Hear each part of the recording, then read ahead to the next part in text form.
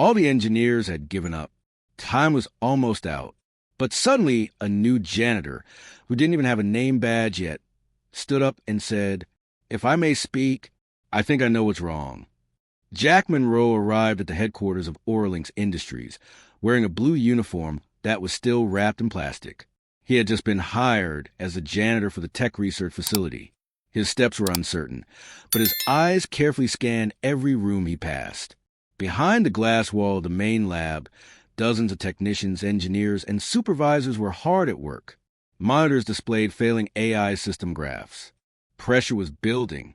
The CEO of the company, Roland Chase, stood at the center, his voice rising with every command. Jack had no idea what was going on. He had only been told to clean the eastern hallway and make sure no cables were left lying around. But Jack's first day wasn't going to be anything like he expected. As he was mopping near the presentation room, Chase stormed out, eyes locked on his tablet, not noticing the floor was still wet. He slipped slightly, not enough to fall, but just enough to make everyone freeze. With a furious look, Chase turned to Jack. "One simple task, and you still manage to mess it up?" he shouted, loud enough for everyone around to hear. Jack quickly bowed his head. "Sorry, sir. It's my first day. I didn't know this area was in use." "That's not an excuse. If you can't do your job right, you can leave now." Some staff nearby looked on with sympathy, but none dared to speak up. Jack said nothing. He quietly resumed mopping the floor. In his mind, however, he was already analyzing the layout of the lab. Every heavy machine, every server rack, and each cable that seemed out of place. He wasn't just a janitor. He used to be a military radar technician, though that part was never mentioned in his application. Jack's first day wasn't about wiping away dust. It was about sweeping away doubts that were about to come.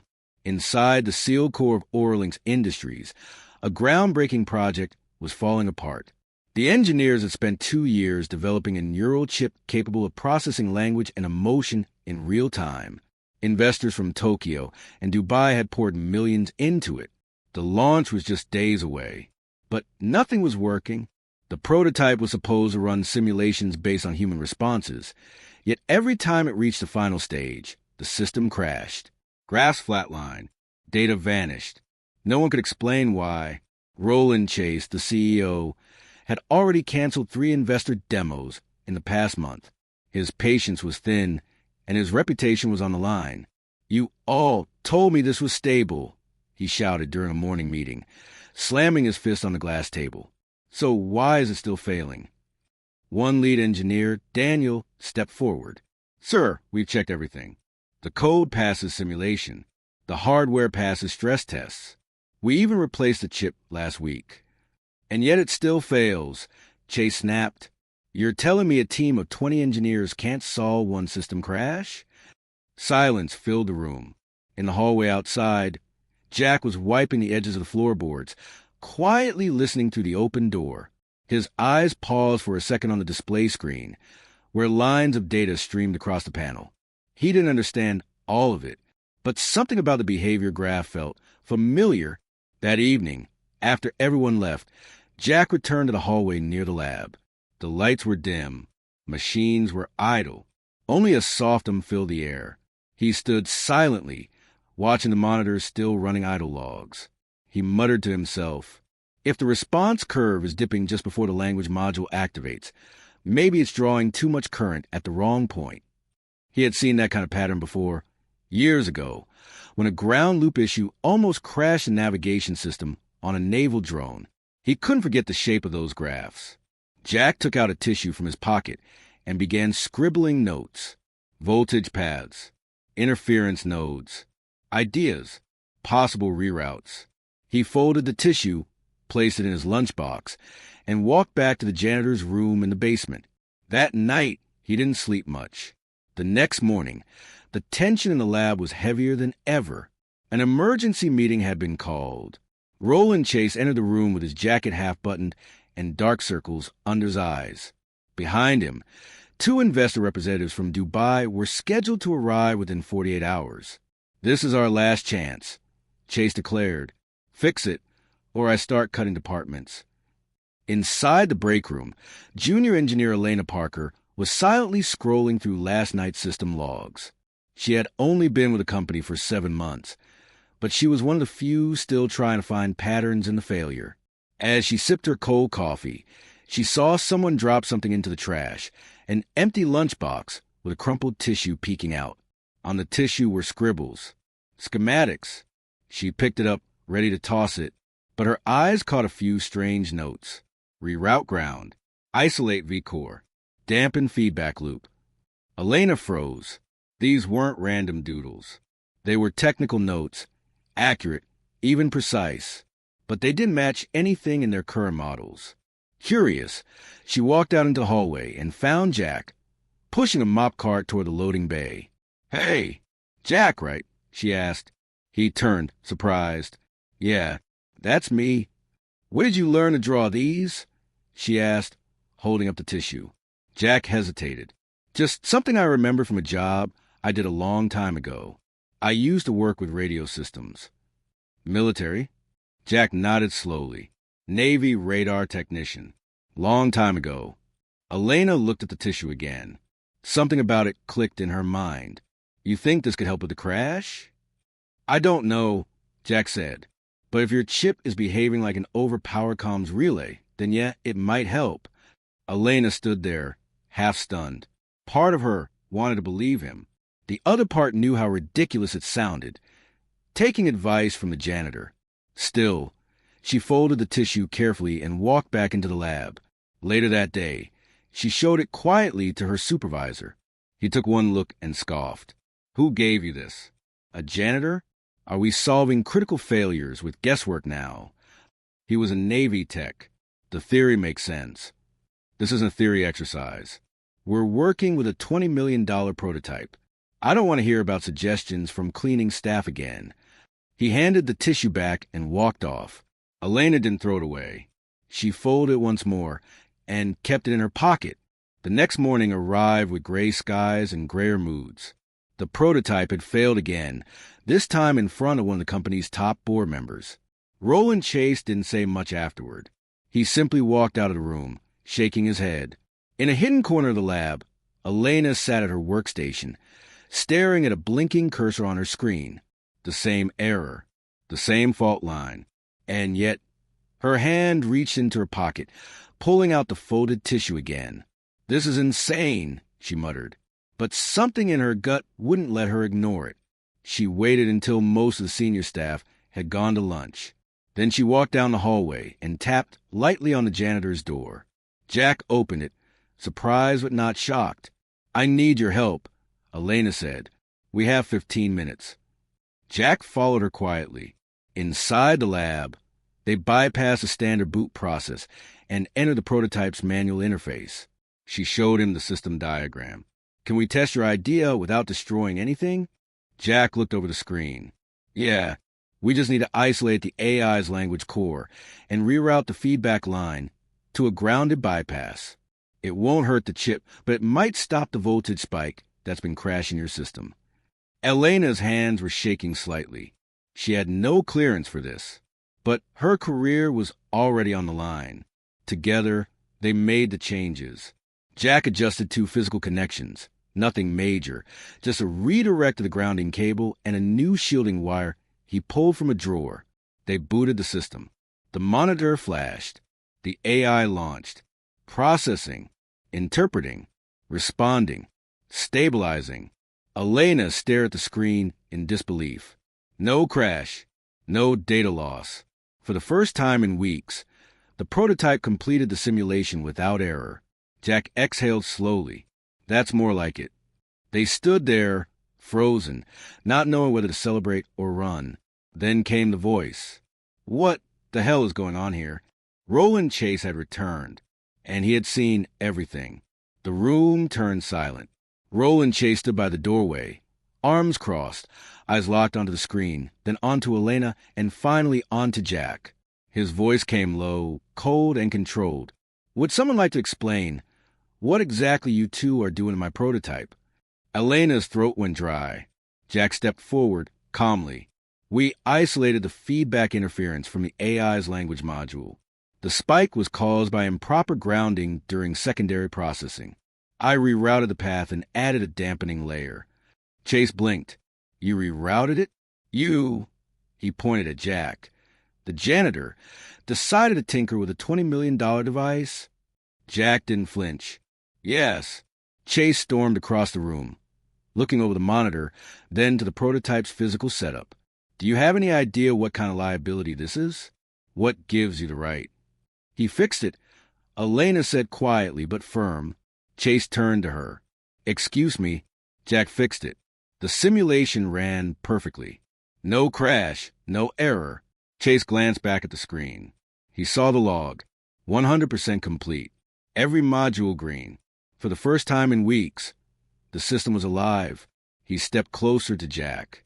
Where'd you learn how to do this? Jack met his eyes. U.S. Navy. I worked on radar systems and signal processing. I saw a pattern that reminded me of a feedback loop issue we had on surveillance drones. Same kind of failure signature. Chase scoffed in disbelief. You were in the military, and now you're mopping floors? Jack gave a small shrug. Sometimes life doesn't care about resumes.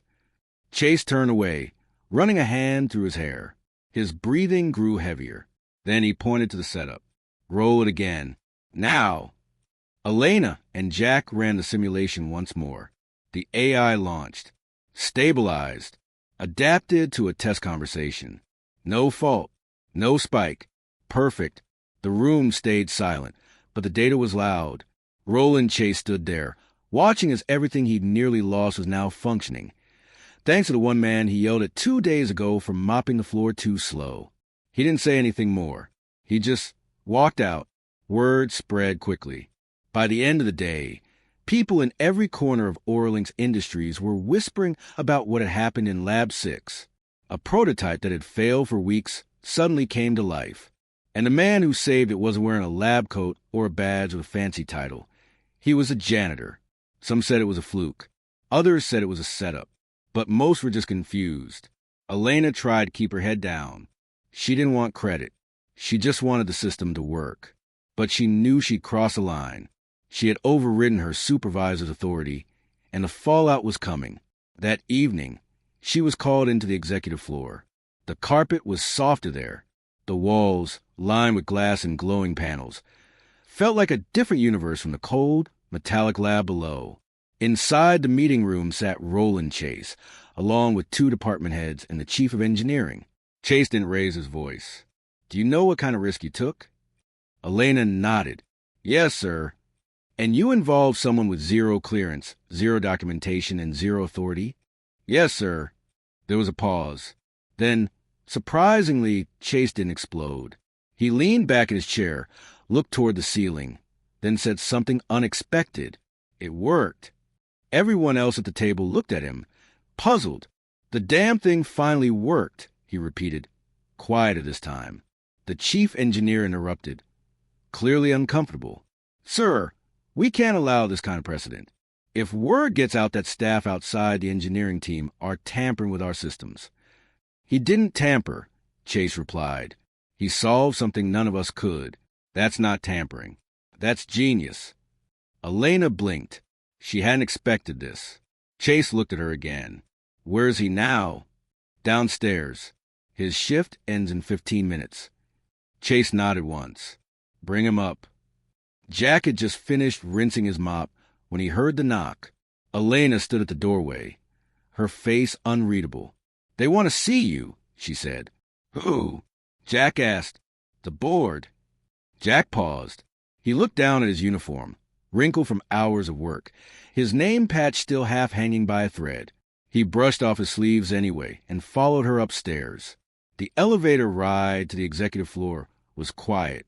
When the doors opened, Jack found himself in a space that looked more like a luxury hotel than a tech company. Glass walls, private lounges, walls lined with modern art. Elena led him into a boardroom with tall chairs, a long dark table, and 6 people staring straight at him. Roland Chase stood at the head of the table, arms crossed. Mr. Monroe, he began, do you understand the risk you took today? Jack nodded. Yes.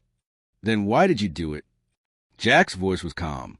because I saw a pattern I've seen before, and I couldn't just walk past it. One board member scoffed. He saw a pattern? That's your defense. Jack continued. It didn't make sense that the AI kept failing during language parsing. I had seen similar signal interruptions when working on military drone feeds. We used to isolate power loops and ground them differently to avoid feedback echoes. I figured maybe your chip had a similar loop, so I tried to reroute it. The room went silent. The chief engineer finally spoke.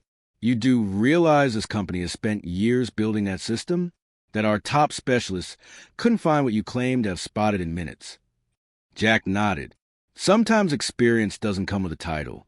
It just comes from failing a lot in the past. Chase let out a quiet chuckle. The room was still tense, but something in the air had shifted. He turned to the others.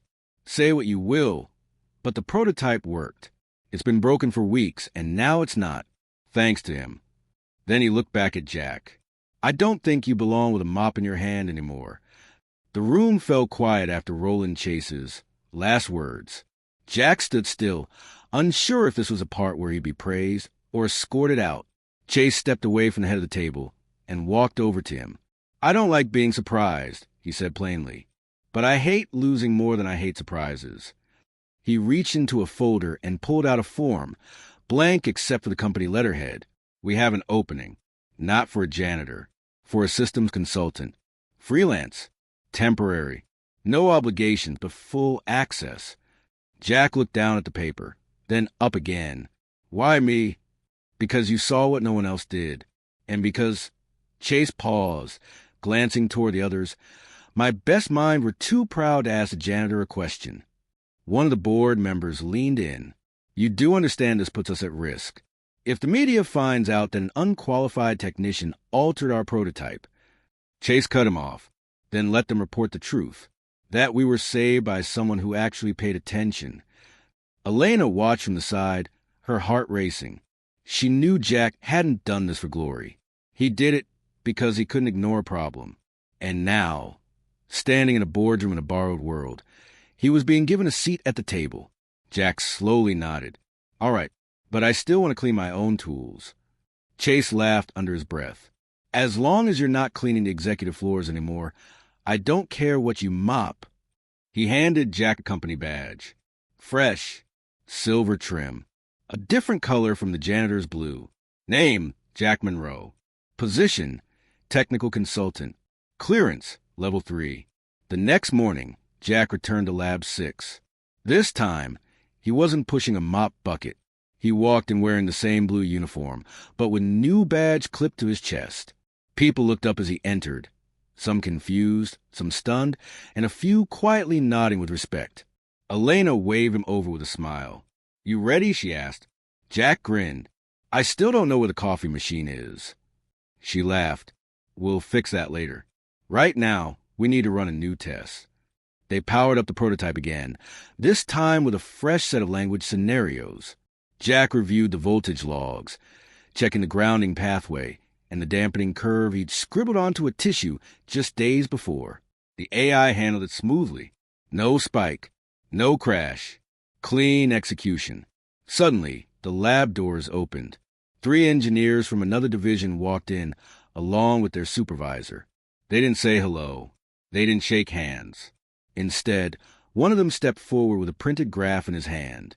Is this the new configuration? He asked Jack directly. Jack looked at it and nodded. That's the one. The engineer studied it. We've been trying to correct this for 3 weeks. How did you isolate the source? Jack shrugged. You were all looking at the output. I followed the noise. The engineers exchanged glances. No one mocked him. No one laughed. One of them extended a hand. I'm Mike, Senior Systems Integration. Would you mind showing us what you did? Jack hesitated for a moment, then nodded. For the next hour, he explained his method, not with jargon, not with arrogance, just clear logic and personal experience. He used words like signal echo, dirty ground, and drift slope, terms that made perfect sense once spoken aloud, yet had been buried in assumptions for weeks. By the end of it, half the room had pulled out notepads. Jack was no longer the janitor no one noticed. He was a man everyone was listening to. Later that afternoon, Jack stepped out of the lab to catch some air. The day had been long, and the constant attention was unfamiliar. He walked slowly down the hallway he used to mop each morning. It felt smaller now, but somehow heavier. As he reached the vending machines, he heard footsteps behind him. It was Roland Chase. No guards, no board members, just the CEO, holding 2 bottles of water. He handed one to Jack without a word. They stood in silence for a moment. "You know," Chase said finally, "when I saw you standing there on day 1, I assumed you wouldn't last a week." Jack smirked. "You weren't wrong to think that, but you were wrong to listen to me," Chase replied. He took a sip of water, then leaned against the wall. "I built this company from nothing. I started in my garage with a broken computer and 2 interns who didn't know the difference between code and coffee. But somewhere along the way, I stopped listening to people without titles." Jack nodded slowly. "It happens. Titles are loud. But sometimes the quiet ones are carrying answers." Chase looked at him, thoughtful. "What do you want, Jack?" Jack raised an eyebrow. "Right now, I just want to sit down. My knees aren't what they used to be." Chase chuckled. "I meant here. At Oralinks. Do you want a contract? A lab? A team?" Jack paused. "Let's start with a chair," he said. "I'll figure out the rest later." Chase stood straight. "You've got it. And one more thing." He pulled out a small folder from his jacket pocket. Inside it was a printed copy of a press release. Headline: "Orling's breakthrough thanks to unexpected hero." Beneath it, a photo of Jack standing beside Elena, pointing at a wiring diagram on a whiteboard. Jack blinked. "You're putting me in the press?" "You deserve it," Chase said. "And besides, the world could use a reminder that brilliance doesn't always come with corner office." By the next morning, the story was everywhere. Tech blogs ran headlines like, "Janitor saves $20 million AI project," and "The man with the mop and the mind." Some articles praised Oralinks Industries for recognizing raw talent. Others criticized the company for nearly losing everything before listening to the right voice. Jack didn't care much for the noise. He wasn't used to cameras or microphones. But when he walked into the building that day, something had shifted. The security guard greeted him by name. Engineers from other floors stopped him to ask questions. Even the cafeteria staff gave him free coffee. But with the attention came pressure. Inside the lab, a new prototype was already underway. The success of the previous system meant investors doubled their funding, and now they expected more, faster. Chase assigned Jack a small workspace in Lab 7. It wasn't fancy, just a corner desk, a terminal, and a direct line to Elena's console. But it was his. That afternoon, while reviewing the signal trace from a new AI response model, Jack noticed something unusual, a fluctuation. Minor, barely visible, but familiar. He adjusted the parameters and ran the line again. Same spike, different node. He flagged it and sent a message to Elena. "Check cycle 3B. Grounding might be drifting again." She replied 2 minutes later. "Got it. Already stabilizing. How the hell do you always catch these before the system does?" Jack smiled and typed back. "Noise is a pattern. Once you learn to hear it, you can't unhear it." But as the day continued, Jack noticed something else. Some engineers looked at him not with admiration, but with unease. He overheard 2 of them whispering near the water cooler. "I heard he bypassed protocol again. They gave him clearance overnight. It's not fair." He walked past them without a word. Respect wasn't given freely in this place. Not when someone climbed into the side door. Jack knew that, but he wasn't here to be liked. He was here to fix the things no one else could see. And that meant standing his ground, even when the floor was still wet. 2 weeks passed. Jack's workspace became busier by the day. What was once a dusty corner now had stacks of schematics, a personal monitor array, and even a few engineers dropping by to ask questions, though most came with veiled curiosity. Elena remained his closest ally. Together, they diagnosed signal drift in the new voice module and improved thermal isolation in the neural array. But the higher Jack climbed in visibility, the more subtle resistance he faced. One morning, during a team briefing, Chief Engineer Bradley Clark was reviewing the failure logs from the latest simulation. The AI had misinterpreted a simple emotional prompt again, and no one could explain why. After a long silence, Jack raised a hand. Have we checked the emotional context parser for micro delay? It might be firing before the recognition buffer stabilizes. Clark barely turned his head. We've already run that test. Jack nodded but pressed gently. Did we try isolating the delay on the memory queue, not the emotional module itself?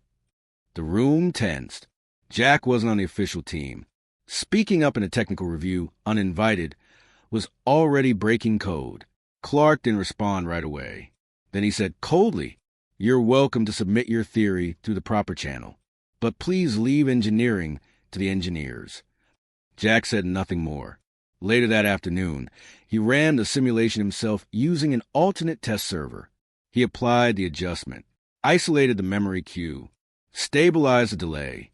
The AI responded with perfect accuracy. He saved the log and quietly handed it to Elena. "Do you want me to show this to Clark?" she asked. Jack shook his head. "Let it sit.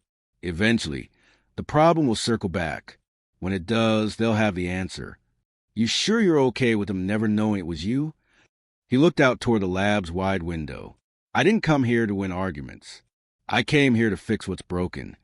But as he turned away, he heard his name call from behind. Clark stood at the doorway. "Monroe." A word. Elena's eyes widened. Jack exhaled and followed. Jack followed Chief Engineer Bradley Clark down the long corridor of the West Wing. It was a quieter part of the building, where executive grade systems were stress tested and where most engineers didn't speak unless spoken to. Clark opened the door to a small, private diagnostics lab. Inside were dual monitors, isolated server racks, and a dim orange light that buzzed faintly. He gestured for Jack to step in. Once the door closed, Clark turned around, arms crossed. "How long have you known?" Jack raised an eyebrow. "Known what?" Clark walked to the console, tapped a few keys, and brought up the log file Jack had saved quietly earlier that day. "This." Jack stayed silent. "I checked the debug traces after you left," Clark said. "The fix works. Better than anything we've tried." There was a long pause. Then Clark continued, his voice lower now. "You didn't submit it to me. You didn't ask for approval. You just ran it. And it worked." Jack met his gaze calmly. "Would it have made a difference if I did?" Clark's jaw tightened. "Probably not." He stepped away from the monitor, shoulders tense. "You made me look like a fool today. Not because you were right, but because I knew I was wrong, and I still chose not to listen." Jack didn't gloat. He didn't smirk. "People don't like it when the janitor solves a riddle first," he said quietly. Clark sighed. "No, they don't. Especially when that janitor makes us question how many blind spots we've been carrying for years." He turned to face Jack again. "You're not here to clean anymore, are you?" Jack shook his head. "Not floors. Not today." Clark slowly extended his hand. "You're not like us. That's clear. But maybe that's exactly what we needed. Welcome to the floor, Monroe, for real this time." Jack accepted the handshake. Firm, honest, and in that moment, not as a janitor, not as an outsider, but as an equal. As they walked back into the hallway together, side by side, the doors didn't feel so heavy anymore. The next few days moved quickly. Jack's fixes were now part of the official system documentation. His theories, once scribbled on tissues, were rewritten into structured technical memos reviewed by full engineering staff. He was no longer invited to meetings. He was expected in them. No one called him janitor anymore. Not out loud, but the silence around him had changed. It wasn't dismissal. It was respect. Even those who once whispered in hallways now greeted him with quiet nods. They didn't have to agree with everything he said. They just stopped pretending he didn't belong. Elena noticed it too. One afternoon, as they reviewed results from the latest stress test, she turned to him and said, "It's weird. You haven't changed. But somehow everyone else sees you differently now. Jack shrugged. That's what happens when people stop judging what's on your name tag. Just then, a message popped up on Elena's screen. It was from the executive office. Subject line: Final presentation confirmed. Investor Day, 10 a.m. tomorrow. Jack leaned back in his chair. The system was working flawlessly. The artificial intelligence core, once the company's greatest failure, had become its most stable innovation, thanks to a man who wasn't supposed to touch any of it. That evening, as the building emptied and lights dimmed, Jack walked back down to the janitor's closet. It was still there. His old mop, the empty shelves, the bucket with the dented side. He stepped in, sat on the plastic stool in the corner, and exhaled. It wasn't nostalgia. It was grounding. This was where it started. He glanced at the shelf where he used to keep his lunchbox and scribbled tissues. Now that shelf was empty because he had carried what mattered with him, the way he saw problems, the quiet logic in chaos. The next morning would bring executives, cameras, investors, and applause. But tonight belonged to the quiet room where no one had looked before, and to the man who, even now, still knew how to mop a floor, just in case no one else did. The morning of Investor Day arrived. The main auditorium of Oralinks Industries was filled with sharp suits, glossy brochures, and a curated slideshow playing soft ambient music. Coffee stations lined the walls, and murmurs of anticipation filled the air. The company had promised a breakthrough, and now they had won. On stage, Roland Chase stepped up to the podium, flanked by monitors showing the company's AI prototype. His tone was calm but confident. For months, we faced what seemed like an impossible wall, he said. Our flagship AI system, designed to interpret emotion, language, and logic, kept failing. Our best engineers tried everything, but the solution came from somewhere unexpected. The audience leaned in. I'd like to introduce the person responsible for solving the critical flaw. Someone who wasn't hired for engineering. Someone who wasn't supposed to touch a keyboard, but someone who saw clearly when others couldn't. He gestured to the side of the stage. Jack stepped out. No lab coat, no suit, just a clean shirt, dark slacks, and the same calm presence he carried from day one. There were no spotlights, no applause yet, just silence. He nodded once to the room and stood beside Chase. The screen behind him came alive. A live demonstration began. The AI responded to a spoken prompt, not just accurately, but intuitively. It analyzed tone. It adjusted phrasing. It even asked a clarifying question. Flawless.